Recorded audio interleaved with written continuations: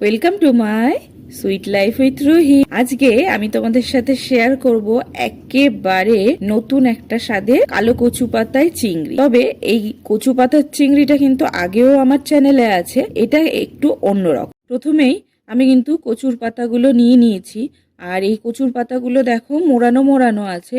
এর ভেতরটা কিন্তু একটু দেখে নেবে, যাতে ওই পোকা বা ছোট ছোট মাকড়সা অনেক সময় হয়তো কচুর পাতার ভেতরে থাকতে পারে, সেটা একটু সুন্দর করে প্রত্যেকটা পাতা আলাদা আলাদা করে বেছে নেবে। আজকে নিয়েছি কিন্তু কালো কচুর পাতা, আর এটাতে কিন্তু একটু গলা ধরার চান্স থাকতেই পারে। তবে একটু ওই স্টেপ বাই স্টেপ করলে তোমাদের গলা ধরার চান্সটা কিন্তু কম হতে পারে। আর একটু গলা ধরলে ওই লেবু বা তেঁতুল খেয়ে নিলেই কিন্তু গলাটা ছাড়িয়ে যায়। আর এই কালো কচু কিন্তু একটু বেশি টেস্টি হয়। আর এই দেখো, আমি কিন্তু কচু পাতাগুলো প্রত্যেকটা বেছে নিয়ে এরপরে কচু পাতাগুলো একটু ছোট ছোট করে কেটে নেব। একটু কেটে নিলাম, আর ওই ডান্ডিগুলো কিন্তু আমি বাদ দিয়ে দিয়েছি। তার আগে সুন্দর করে ধুয়ে নিয়েছি, আর কড়াইতে জল দিয়ে সেটা একটু ফুটে উঠেছে, তার মধ্যে নুন আর হলুদ দিয়ে পাতাগুলোকে একটু সেদ্ধ করে নেবো। তাতে কিন্তু গলা চুলকানোর যে ব্যাপারটা সেটা অনেকটা কমে যায়। পাতাগুলো সিদ্ধ হোক।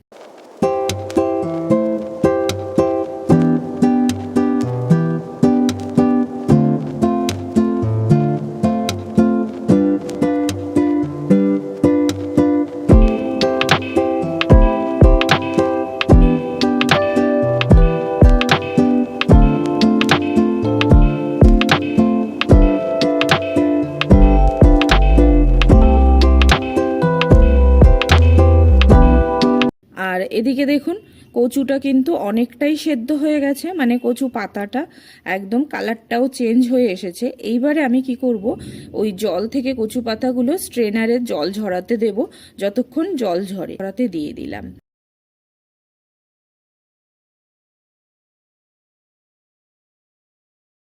এরপর নিয়ে নিয়েছি শিলনোড়ায় একটু পোস্ত, একটু সর্ষে নিয়ে নিয়েছি। যদিও এই সর্ষে পোস্ত বাটা আমার একদমই সহ্য হয় না, আমি প্রায়ই যে রান্নাতে একদম ব্যবহার করলে নয় সেই রান্নাতেই সর্ষে বাটাটা দিই। সর্ষে বাটায় ভীষণভাবে গ্যাস হয়ে যাওয়ার চান্স থাকে, তো অ্যাভয়েড করার চান্সই বেশিরভাগ করি। তো এই রেসিপিটা আজকে একটু দিয়ে করলাম, কারণ রেসিপিটা আপনাদের সঙ্গেও শেয়ার করতে হবে একইভাবে, সেই জন্য। তো আমি সর্ষে পোস্ত একসাথে দিয়ে, এতে আমি আর কিছু দিলাম না। কাঁচা লঙ্কা, আপনারা কাঁচা লঙ্কা বা অল্প একটু নুন দিয়ে নিতে পারেন, যাতে সর্ষেটা তিতে ভাব না আসে। তো আমার সর্ষেটা নতুনই ছিল, বেশি পুরনো নয়, সেই জন্য তিতো ভাবটা আমি পাবো না।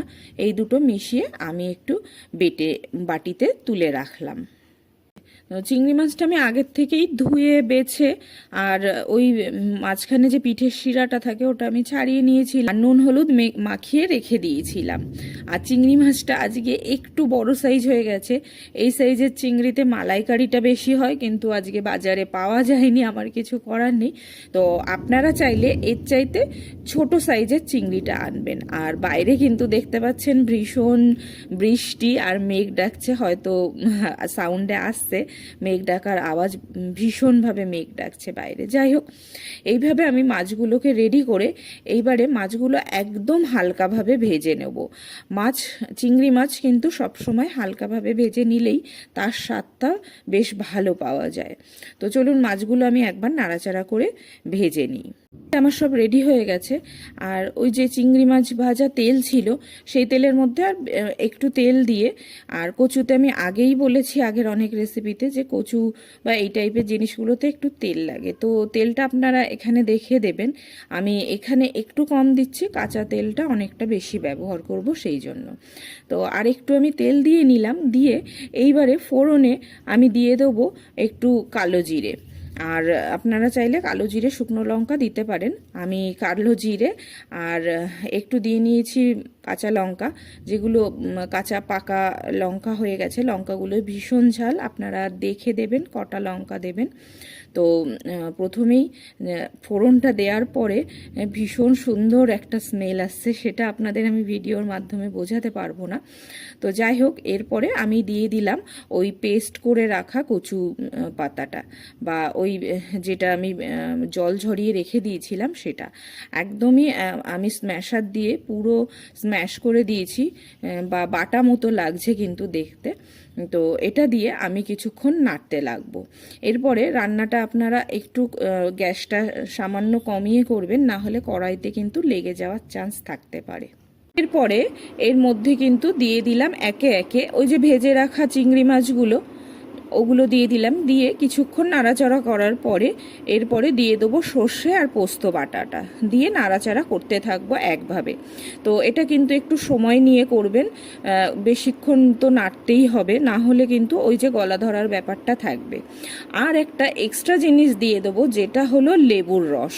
তো আপনারা চাইলে একটা গোটা লেবুর রস কিন্তু এটাতে দিয়ে দিতে পারেন। আমি আজকে প্রেফার করব শুকনো শুকনো, কারণ যেহেতু কালো কচুর পাতা নিয়েছি একটু গলা ধরার চান্সটা থাকেই, সেই জন্য আমি এখানে আজকে জল জল রাখবো না, বরং শুকনো শুকনো। নামানোর আগে এখানে আমার কাছে আজকে ঘরে অ্যাভেলেবেল ছিল না যেহেতু নারকেল কোড়া, সেই জন্য আমি দিতে পারলাম না। এখানে চাইলে আপনারা একটু নারকেল কোড়া দিয়ে দিতে পারেন, হাফ কাপ মতো। তো রেসিপিটা আরও দুর্দান্ত। আর এই দেখুন সব শেষে আমি এই যে নামানোর পরে বেশ অনেকখানি সর্ষের তেল কিন্তু আমি ওপর দিয়ে ছড়িয়ে দিলাম, আর এটাই কিন্তু বেস্ট টাচ এই রেসিপির। আর ওপর দিয়ে কয়েকটা কাঁচা লঙ্কা দিয়ে দিলাম দেখতে ভালো লাগার জন্য। কেমন লাগছে রেসিপিটা কমেন্টে জানাবে। তাহলে এই ছিল আজকের আমার কচু পাতায়, মানে কালো কচু পাতায় চিংড়ির রেসিপিটা। এটা কিন্তু গরম গরম ভাতের সঙ্গে অবশ্যই পরিবেশন করতে হবে। জাস্ট মানে সেদিন আর কিছুই আপনাদের লাগবে না, আমার মনে হয়। আমার তো আর কিছুই লাগে না। রেসিপিটা আমি অবশ্যই বলবো ট্রাই করে একবার দেখতে।